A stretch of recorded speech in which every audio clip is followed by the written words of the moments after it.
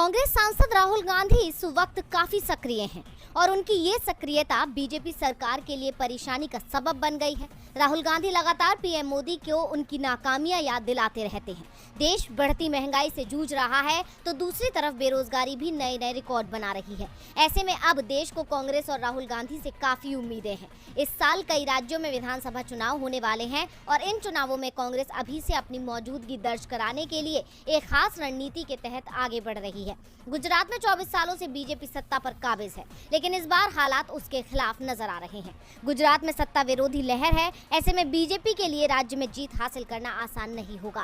कांग्रेस सत्ता विरोधी लहर को अपने पक्ष में करने के लिए जी जान से जुट गई है। आज राहुल गांधी ने भी अपने ट्विटर हैंडल से एक के बाद एक दो ट्वीट करके गुजरात की बीजेपी सरकार को माफियाओं की सरकार करार दिया है। राहुल गांधी ने राज्य की कानून व्यवस्था पर भी सवाल खड़े किए हैं। राहुल गांधी ने लिखा है, गुजरात के मुंद्रा पोर्ट पर बरामद ड्रग्स सितंबर 21 3000 किलोग्राम 21,000 करोड़, मई 25 56 किलोग्राम 500 करोड़, जुलाई 22 75 किलोग्राम 375 करोड़।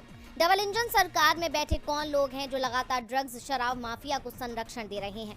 गुजरात के युवाओं को नशे में क्यों धकेला जा रहा है? राहुल गांधी यही नहीं रुके, बल्कि उन्होंने एक और ट्वीट करके गुजरात की बीजेपी सरकार को कटघरे में खड़ा कर दिया है। राहुल गांधी ने लिखा, सवाल नंबर 1, एक ही पोर्ट पर 3 बार ड्रग्स बरामद होने के बावजूद उसी पोर्ट पर लगातार ड्रग्स कैसे उतर रही है? नंबर 2, क्या गुजरात में कानून व्यवस्था खत्म है? माफिया को कानून का कोई डर नहीं या ये माफिया की सरकार है? राहुल गांधी के इन आरोपों और सवालों में काफी सच्चाई है और बीजेपी सरकार की चुप्पी भी इन आरोपों को बल दे रही है।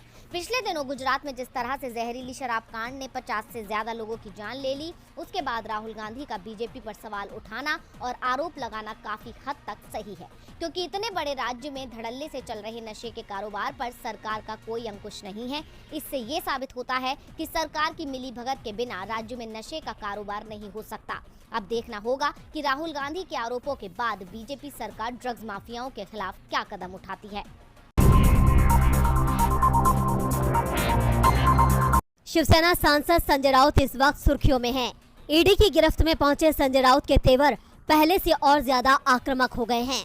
संजय राउत शिवसेना के मुखपत्र सामना के कार्यकारी संपादक हैं। शिवसेना के राज्यसभा सांसद हैं। शिवसेना प्रमुख उद्धव ठाकरे के सबसे भरोसेमंद साथी हैं। उनका भाषण और लेखन दोनों ही फायर ब्रांड हैं। 2019 में शिवसेना ने बीजेपी पर वादा खिलाफी का आरोप लगाकर एनसीपी और कांग्रेस के साथ मिलकर सरकार बनाई थी। तब से संजय राउत बीजेपी की आंख की किरकिरी बने हुए हैं।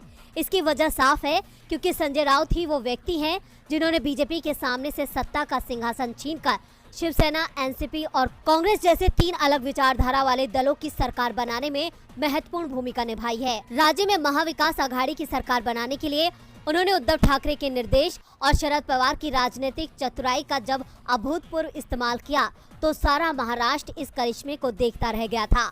उनके इस करिश्मे से सबसे ज्यादा आहत हुई थी बीजेपी, जिस सिंहासन पर बैठने का सपना देवेंद्र फडणवीस देख रहे थे। संजय राउत ने उस सिंहासन पर उद्धव ठाकरे को बैठा दिया था। उनके इस करिश्मे से जहां एक और बीजेपी आहत थी, वहीं शिवसेना में उनके बढ़ते कद से शिवसेना के दूसरे नेता भी आहत थे। राउत के बढ़ते राजनीतिक ग्राफ ने उन्हें बीजेपी और शिवसेना के बागी नेताओं की आंख की किरकिरी बना दिया था। एकनाथ शिंदे की बगावत के बाद शिवसेना में उद्धव ठाकरे के कमजोर होते ही राउत पर कार्रवाई तय मानी जा रही थी। शिवसेना सांसद संजय राउत ने कहा है कि मैं कभी दबाव के आगे नहीं झुकूंगा, निडर होकर कार्रवाई का सामना करूंगा, ताकि महाराष्ट्र को पता चल जाएगा कि हमारे जैसे कुछ लोग हैं जो बिना किसी डर के जांच एजेंसियों का सामना करते हैं। इससे अन्याय के खिलाफ लड़ने की ताकत मिलेगी।